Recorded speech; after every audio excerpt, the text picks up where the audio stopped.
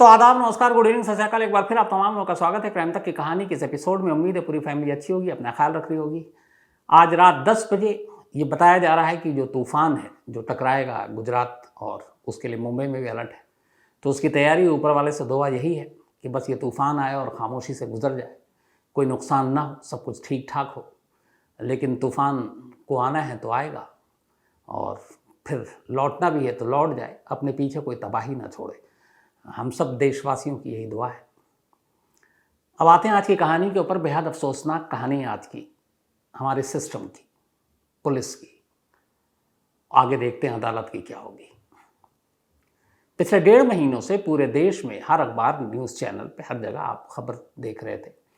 पहलवान किस तरीके से जंतर मंतर पर बैठे हुए थे, जिन्होंने ओलंपिक से लेकर बाकी अलग अलग खेलों में, कॉमनवेल्थ में, एशियन गेम्स में, वर्ल्ड रेसलिंग चैंपियनशिप में हमें मेडल ला कर दिए, देश का गौरव बढ़ाया। ऐसी तमाम पहलवान, जिसमें पुरुष महिलाएं, अपनी मांग को लेकर धरना प्रदर्शन करने ही बैठी हुई। पूरे वर्ल्ड मीडिया में उसको कवरेज मिल रहा है।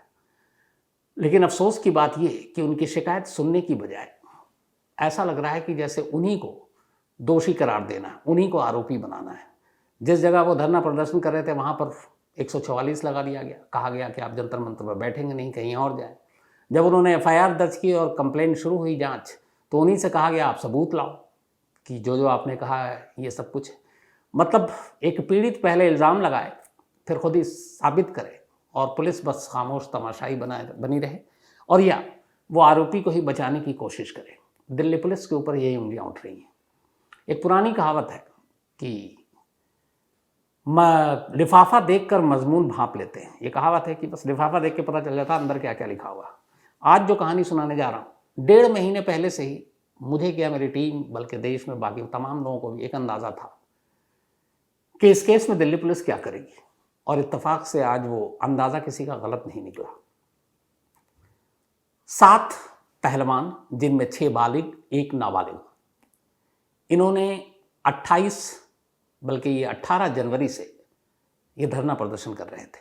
इन्होंने पहली बार 18 जनवरी को प्रेस कॉन्फ्रेंस की थी और ये कहा था कि भारतीय कुश्ती संघ के जो अध्यक्ष ब्रिजभूषण शरण सिंह, जो एक बाहुबली नेता हैं, यूपी से हैं, इस वक्त एमपी हैं, सांसद हैं, और एक बार इनको टाटा के तहत दाऊद इब्राहिम के साथी होने के इल्ज़ाम में जेल भी जाना पड़ा था।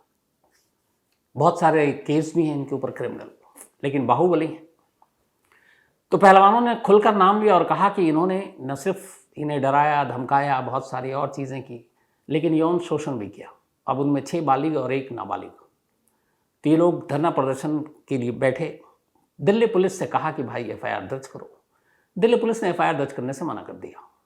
तो पहलवानों का ये जो पूरी लड़ाई है, पहलवानों की जो सारी चीज़ें चल रही हैं, इसमें आगे आपको बताऊं उससे पहले एक कुकू एफएम एड बुक पर आपको याद होगा एक पहलवान का नाम, अभी जब मैं कहूँगा, Akhada the authorised biography of Mahavir Singh Phogat, Phogat बहनें, इसके ऊपर एक फिल्म भी बनी थी आमिर खान की।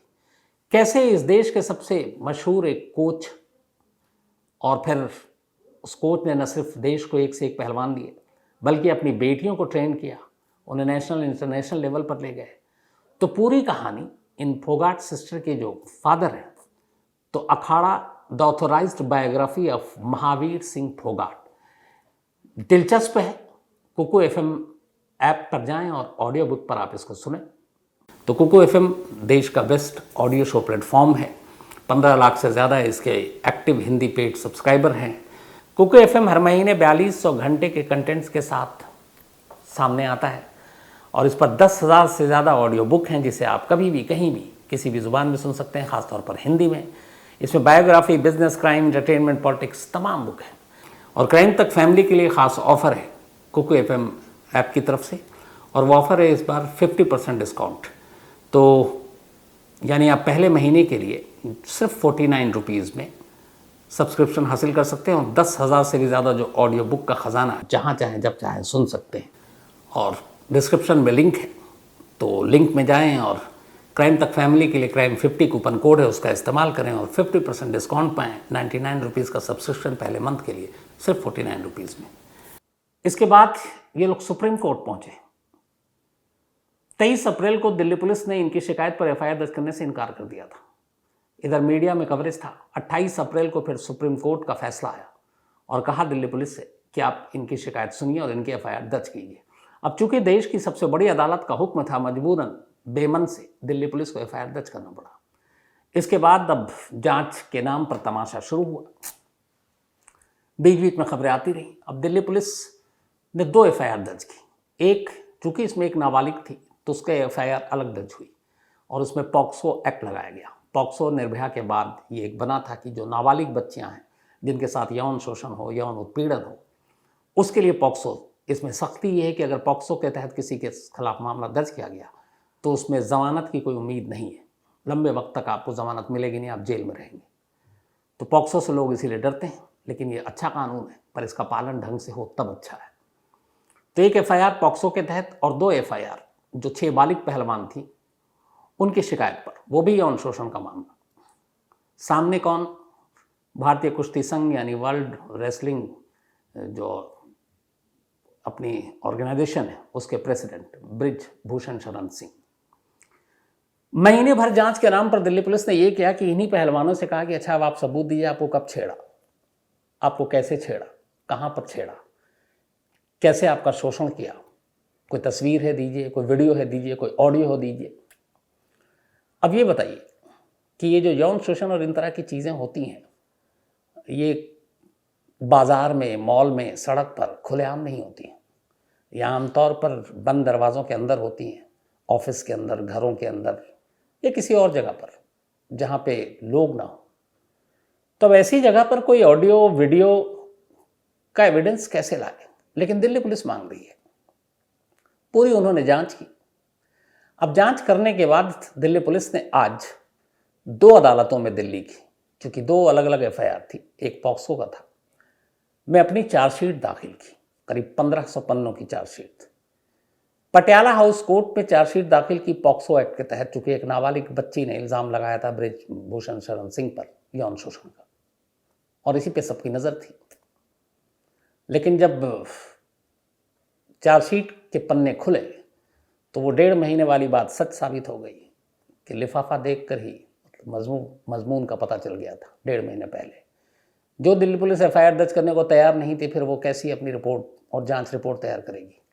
दिल्ली पुलिस ने कोर्ट में कहा कि पॉक्सो एक्ट के तहत उस नाबालिग पहलवान के खिलाफ यौन शोषण करने का मामला, उससे जुड़ा कोई सबूत नहीं मिला और उन्हें लगता है कि ये मामला गलत है। इसीलिए दिल्ली पुलिस चाहती है कि ये पॉक्सो एक्ट के तहत ब्रिज भूषण शरण सिंह के खिलाफ मुकदमा न चलाया जाए, बल्कि इस केस को क्लोज कर दिया जाए। इसके बाद दिल्ली पुलिस की एक प्रवक्ता पीआरओ आती हैं। इस बीच में आपको एक नई जानकारी दूं, एक लड़की ने बाकायदा 164 के तहत बयान दिया, पुलिस के सामने अपनी कंप्लेंट लिखाई, जो नाबालिग थी। फिर बाद में खबर आई, अभी तक वो रिकॉर्ड पर नहीं है, लेकिन खबर आई कि उस बच्ची के पिता के हवाले से कहीं से, अभी तक लेकिन कैमरे पे कहीं नहीं है, कि उन्होंने ये यौन शोषण का इल्ज़ाम जो ब्रिजभूषण के खिलाफ लगाया था वो वापस ले लिया। उनकी बच्ची के साथ ऐसा कुछ नहीं हुआ। अब ये रिकॉर्ड पर नहीं है, लेकिन दिल्ली पुलिस ने आज दलील दी कि बच्ची के बाप के कहने पर, और चूंकि इससे जुड़े हुए कोई सबूत नहीं मिले, इसलिए ये पॉक्सो एक्ट उनके खिलाफ नहीं लगना चाहिए और ये केस क्लोज कर देना चाहिए। अब दिल्ली पुलिस का काम है तफ्तीश करना, केस को अंजाम तक पहुंचाना, लेकिन दिल्ली पुलिस ही कह रही है हमें कोई सबूत नहीं मिले। ऐसे अनगिनत केस हैं जिसमें दिल्ली पुलिस ने बेगुनाहों को पकड़कर तो फंसा दिया, जेल से सजा भी दिलवा दी निचली अदालत से, लेकिन फिर हाई कोर्ट, सुप्रीम कोर्ट ने बरी कर दिया और दिल्ली पुलिस की फटकार भी लगी। लेकिन यहाँ तमाम सारी चीज़ें सामने और दिल्ली पुलिस खुद ही क्लीन चिट देने की गुहार लगा रही है। तो अब दिल्ली पुलिस ने ये दे दी और इससे एक बहुत बड़ी राहत मिल गई ब्रिजभूषण शरण सिंह को। क्यों? क्योंकि उन्हें मालूम है कि अगर वो जेल जाते तो सिर्फ पॉक्सो में ही जाते, और पॉक्सो के बारे में खुद दिल्ली पुलिस ने आगे बढ़कर कह दिया है कि भाई ये केस बनता नहीं है, क्लोज कर दीजिए। तो एक ताकतवर नेता जिनके खिलाफ एफआईआर दर्ज करने की हिम्मत नहीं कर रही थी दिल्ली पुलिस, सुप्रीम कोर्ट के कहने पर करना पड़ा और अब खुद ही उसको क्लीन चिट दे दी। अभी दूसरी अदालत में भी चलेंगे, लेकिन इस पहले केस को खत्म करते हैं। तो अब क्या पॉक्सो एक्ट वाला मामला खत्म? तो कानून ये कहता है कि चूंकि चार्जशीट दाखिल की है, चार्जशीट मतलब आरोप पत्र जो उसके खिलाफ लगाए गए, अब अगर अदालत के सामने उस चार्जशीट में दिल्ली पुलिस ने यह भी लिखा होगा कि उन्होंने क्या क्या किया, किन किन लोगों से बात की, कौन कौन से सबूत कलेक्ट किए, जिससे वो उसको कह रहे हैं कि ये बेगुनाह है या फिर पॉक्सो नहीं बनता है। जैसे किसी को गुनहगार साबित करने के लिए भी सबूत देना होता है, तो बेगुनाह साबित करने के लिए भी आपको कन्विंस करना पड़ता है। तब ये अदालत के ऊपर है कि उन सबूतों को, जिन सबूतों को आधार बनाकर दिल्ली पुलिस ने पॉक्सो एक्ट से बृजभूषण शरण सिंह को बरी करने की अर्जी लगाई है, तो अदालत देखेगी कि क्या वो सबूत सफिशिएंट हैं, काफ़ी हैं।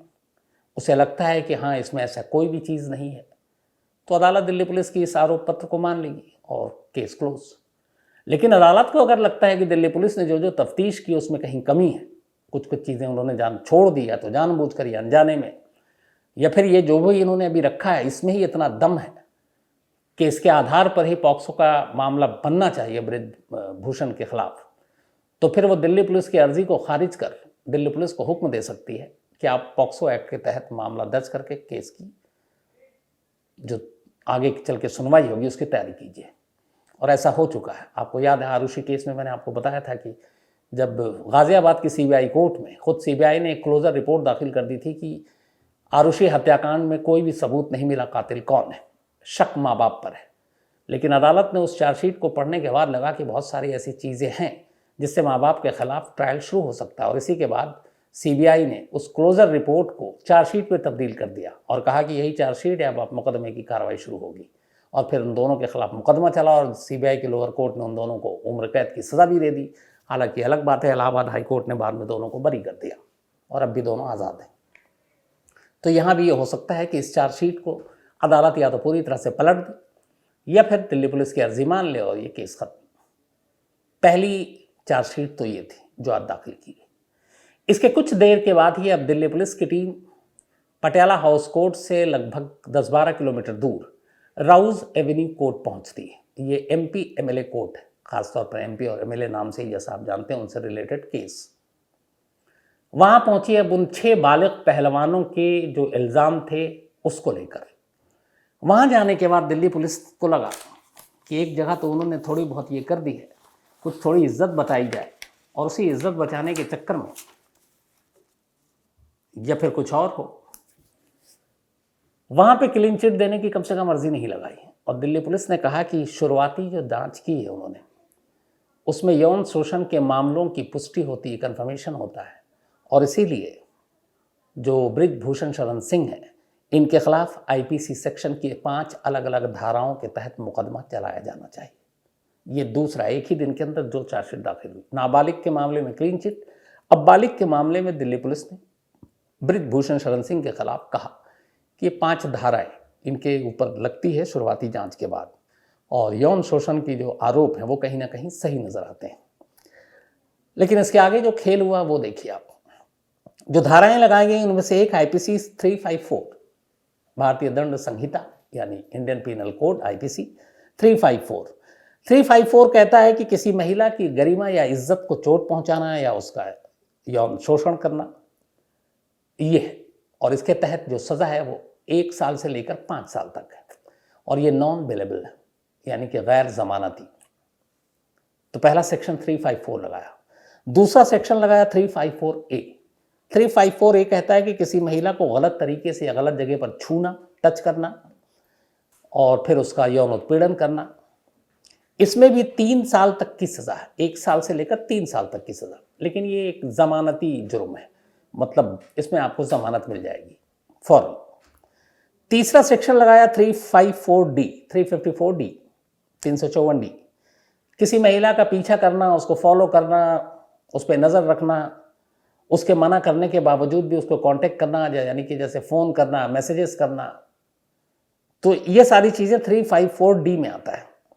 इसके लिए जो सज़ा है वो 3 साल तक, 1 से 3 साल तक, और ये भी जमानती है। इसके अलावा एक सेक्शन लगाया 506 ये कहता है कि किसी को धमकी देना, धमकाना और उस धमका कर कोई जुर्म कराना, उसके लिए इसमें मैक्सिमम सज़ा जो है वो 2 साल की है, ये भी जमानती है। और एक धारा 109, किसी को किसी अपराध के लिए उकसाना, ये एक और सेक्रेटरी हैं भारतीय कुश्ती संघ के, उनके खिलाफ भी लगाया गया है।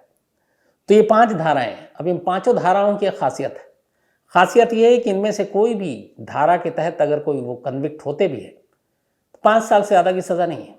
एक ही है जिसमें 5 साल और एक ही है जो नॉन बेलेबल है, वो है 354। तो 7 साल से नीचे है, 5 साल से कम है। इसका मतलब क्या हुआ? तो कानूनी जुबान में इसका मतलब ये हुआ कि इसमें बृजभूषण शरण सिंह को दिल्ली पुलिस गिरफ्तार नहीं कर सकती। वैसे भी जिस केस में कानून कहता है कि सुप्रीम कोर्ट का एक ऑर्डर है कि अगर ट्रायल, जैसे आपने FIR दर्ज की और जांच कर रहे हैं, अगर आपने जांच के दौरान अरेस्ट कर लिया तो ठीक, लेकिन आपने पूरी जांच के दौरान आपने गिरफ्तार नहीं किया किसी को, और फिर 90 दिन के अंदर अंदर ये जो भी आपकी मियाद है, यहाँ पे एक सुप्रीम कोर्ट का गाइडलाइंस था कि 1 महीने में रिपोर्ट दो, तो 1 महीने के अंदर अगर रिपोर्ट दे दी, अब चार्जशीट दाखिल कर दी और ये कंप्लीट चार्जशीट है और आपने पूरी इन्वेस्टिगेशन के दौरान अरेस्ट नहीं किया, तो फिर चार्जशीट दाखिल करने के बाद भी जब तक अब कोर्ट का फैसला नहीं आ जाएगा, आप उसको गिरफ्तार नहीं कर सकते। तो यहाँ बृजभूषण शरण सिंह अब गिरफ्तारी से बच गए। बस उनको करना ये है कि चूंकि इसमें एक बेलेबल ऑफेंस है, बाकी नॉन बेलेबल, तो किसी भी कोर्ट में जाएंगे और कहेंगे कि ये मेरे खिलाफ है, मुझे एक अग्रिम जमानत दे दी जाए, और बहुत आसानी से उनको जमानत मिल जाएगी क्योंकि वो गिरफ्तार नहीं होंगे। तो 5 धाराएं लपेटी, लेकिन ऐसे कि लपेटा भी और बचा भी ले गए, गिरफ्तार होंगे नहीं। पॉक्सो एक्ट जो सबसे कड़ा था उससे तो बाहर ही कर दिया। तो खेल यूं हुआ है। अब यहां सवाल यह है कि पॉक्सो एक्ट ऐसा है, मैंने अपने खुद क्राइम रिपोर्टिंग में बहुत सारे ऐसे केस कवर किए कि किसी अगर नाबालिग और उसके घर वालों ने इल्ज़ाम लगाया कि उनकी बच्ची के साथ ऐसे से यौन शोषण हुआ है, तो इधर FIR लिखी गई, उधर आरोपी गिरफ्तार, और इसके बाद फिर आगे की कवायद होती है। यहाँ 1.5 महीने पहले यानी कि 28 अप्रैल को FIR दर्ज हुई और एक FIR पॉक्सो में दर्ज हुई, उसके बावजूद कोई गिरफ्तारी नहीं हुई। तो अमीरों और ताकतवर लोगों के लिए पॉक्सो अलग है, गरीबों और आम लोगों के लिए अलग है, कम से कम इससे ही पता चलता है। अब ये सारी चीज़ें तो हो गई, लेकिन क्या पहलवानों की लड़ाई खत्म हो गई और क्या यही है ये मैं आपको आगे बताऊं उससे पहले एक बहुत ही इम्पॉर्टेंट चीज़ बताना चाहूँगा, और वो ये है कि सुप्रीम कोर्ट के एक जज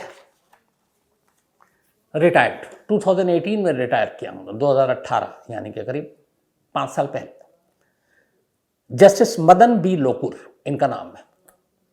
इन्होंने अभी एक जगह कहा है, जस्टिस मदन बी लोकुर ने, इसी पूरे मामले में इन्होंने कहा कि सुप्रीम कोर्ट की भी गलती है। उन्होंने कहा कि जब पहलवान आए थे कि FIR दर्ज नहीं हो रही है और सुप्रीम कोर्ट ने हुक्म दिया दिल्ली पुलिस के कि आप FIR दर्ज कीजिए, तो सुप्रीम कोर्ट को सबसे पहले तो दिल्ली पुलिस को इस मामले में घसीटना चाहिए था कि उन्होंने FIR दर्ज क्यों नहीं की, जबकि ये लीगल राइट था इन पहलवानों का।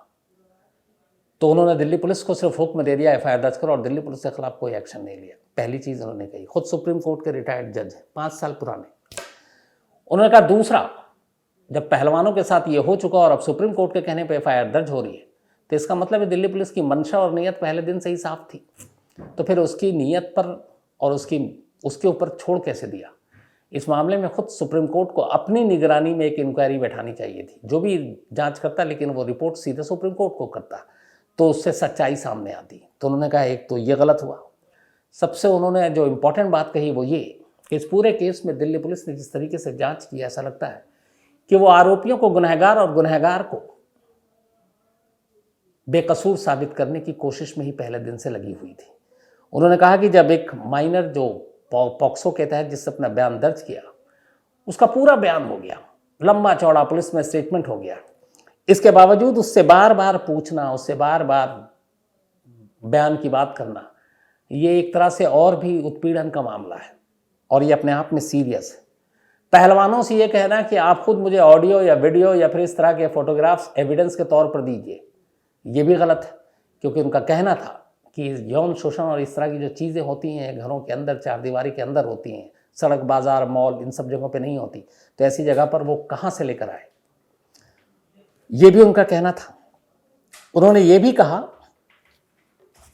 कि अभी हाल में खेल मंत्री अनुराग ठाकुर ने एक बयान दिया और उन्होंने कहा था कि 15 जून तक पूरी जांच हो जाएगी और रिपोर्ट आ जाएगी, और आज 15 ही जून था। तो उन्होंने बड़ा गंभीर सवाल उठाया कि केस की जब जांच होती है, इन्वेस्टिगेशन होती है, तो सिर्फ उस केस के इन्वेस्टिगेटिंग अफसर यानी कि IO यानी कि जांच अधिकारी को ही पता चलता है कि उसकी जांच किस मकाम पर पहुंची है, कब वो अपनी रिपोर्ट सबमिट करेगा। बहुत ज़्यादा होगा वो अपने सीनियर अफसर या फिर पुलिस कमिश्नर को इसकी रिपोर्ट के बारे में जानकारी देगा। खेल मंत्री तक ये जानकारी कैसे आई? इसका मतलब है कि पर्दे के पीछे कुछ खेल हो रहा है। और उन्होंने कहा कि यहाँ तक कि जांच पर सुप्रीम कोर्ट तक भी अगर कोई जांच चल रही है तो उसमें दखल नहीं दे सकती। हाँ, जांच कंप्लीट होने के बाद उस रिपोर्ट पर वो अपनी राय दे सकती है। तो यहाँ एक मंत्री भी जांच के बारे में बयान दे रहे हैं कि 15 जून, और इत्तेफाक से देखिए आज 15 ही जून है, आज ही चार्जशीट दाखिल हुई। तो उन्होंने कहा ये सारी चीज़ें भी इशारा कर रही हैं जो कि गलत है। 2018 में रिटायर हुए जस्टिस मदन बी लोकुरकर ने ये बात कही।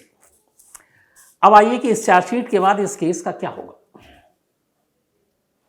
तो ऐसा नहीं है कि पहलवान हार गए, ऐसा भी नहीं केस खत्म। अब कानूनी लड़ाई ये है कि दोनों चार्जशीट दाखिल हो गई।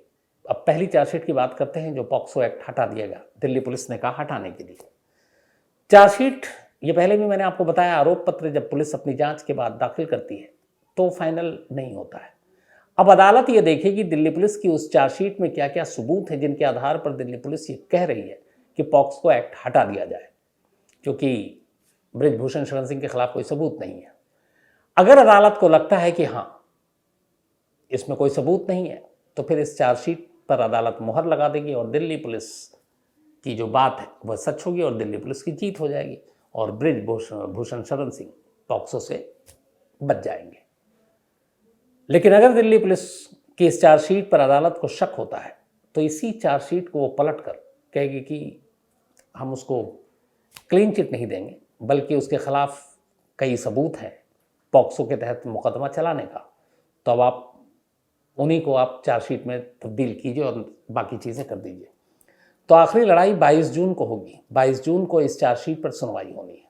तो पॉक्सो का भी हटने या फिर लगने का फैसला आखिरी दिल्ली पुलिस के बाद अब कोर्ट के हाथ में है। देखना यह है कि पटियाला हाउस कोर्ट का क्या फैसला आता है। दूसरा, जो रोज एवेन्यू कोर्ट में जो 5 सेक्शन के तहत 6 पहलवानों की शिकायत पर बृजभूषण शरण सिंह के खिलाफ यौन शोषण का मामला दर्ज हुआ है, उसमें भी सेम यही होगा। वहाँ भी ये 5 सेक्शन हैं। अदालत ये तय करेगी कि ये सेक्शन कमज़ोर हैं या मजबूत हैं, या ये सेक्शन कम है या ज़्यादा है। तो इन धाराओं को बढ़ा सकती है, इन धाराओं को घटा सकती है, इन धाराओं में कुछ सख्त धाराएं जोड़ सकती है, कुछ सख्त धाराओं को कम कर सकती है। तो ये भी अदालत के हाथ में है। तो अब दोनों चार्जशीट पर अदालत में बहस होगी और उस बहस के बाद आखिरी फैसला होगा। लेकिन जहाँ तक पहलवानों की बात है, उनका कहना है कि उन्हें तो शुरू से पता था कि दिल्ली पुलिस की नीयत क्या है, उनकी मंशा क्या है। तो उन्हें दिल्ली पुलिस से कुछ ऐसी ही जांच रिपोर्ट की उम्मीद थी। तो आने वाले वक्त में ये केस किस रुख जाएगा, क्या करवट लेगा, क्या कुछ होगा, पहलवानों की अगली प्लानिंग क्या होगी, कोर्ट का रुख क्या होगा, इसमें जो भी होगा सारे अपडेट मैं आप तक ज़रूर रखूँगा। और ये कहानी मैंने आपको पहले भी एक बार डिटेल में सुनाई थी, पर आज चूँकि इस कहानी की चर्चा भी है तो इसीलिए आज आपको ये डिटेल चार्जशीट के बारे में जानकारी देना ज़रूरी था। तो कहानी ख़त्म करूं उससे पहले वही अपना सिलसिला आज का। आज मुजीब खान, ये आरपीएफ में है और इनका बर्थडे है, तो हैप्पी बर्थडे मुजीब साहब।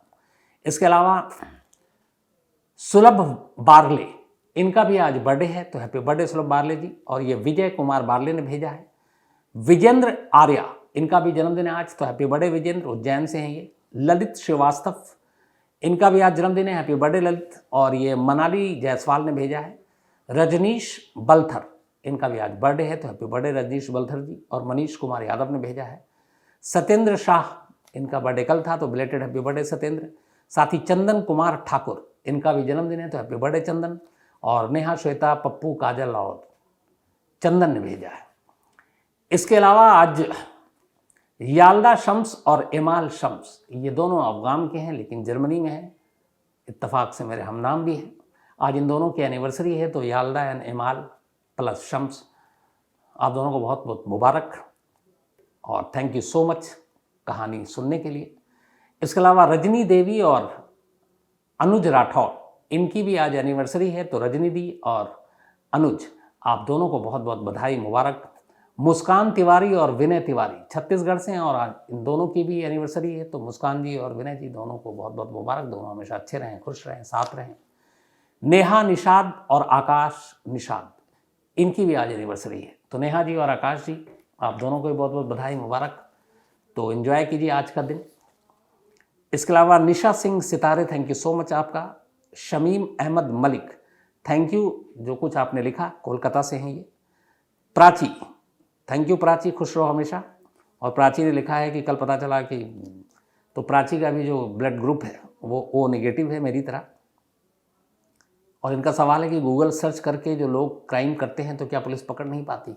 अब इतने सारे चीज़ें हैं कि उस वक्त इसको रोक पाना बड़ा मुश्किल है। ये जो सोशल मीडिया और सारे इंटरनेट है, ये जिस रफ्तार और जिस तेज़ी से भागती है ना, इस पर कंट्रोल करना मुश्किल होता है। अब हर आदमी के मोबाइल पे कब कौन क्या देख रहा है, हालांकि इस पर नज़र होती है, लेकिन इसको उस पैमाने पर जाकर रोकना कि क्राइम ना हो, बड़ा मुश्किल काम होता है। नौशीन है चेन्नई से, thank you so much Naushin आपके मेल के लिए। और इत्तेफाक से नौशीन ने उस दिन सुना था तो इनकी मम्मी का नाम भी शीरीन है और इत्तेफाक से इनके एक शायद भांजे का भी नाम दानियाल है, जो मैंने उस दिन बताया था। तो थैंक यू नौशीन, हमेशा खुश रहो, अच्छे रहो। तो कहानी में इतना ही, लेकिन एक बार फिर आपको याद दिला दूं कि कुकू FM ऐप पर क्राइम तक फैमिली मेंबर्स के लिए खास ऑफर है। क्राइम 50 कूपन है, डिस्क्रिप्शन में लिंक है, यहाँ आप जाएं और 99 रुपीज़ का सब्सक्रिप्शन 49 रुपीज़ में पहले मंथ के लिए पाएं और कुकू FM के मज़े लें। तो आज कहानी में इतना ही। अब आपसे मुलाकात होगी कल रात 9 बजे किसी नई कहानी के साथ। तब तक अपना ख्याल रखिएगा। Thank you very much.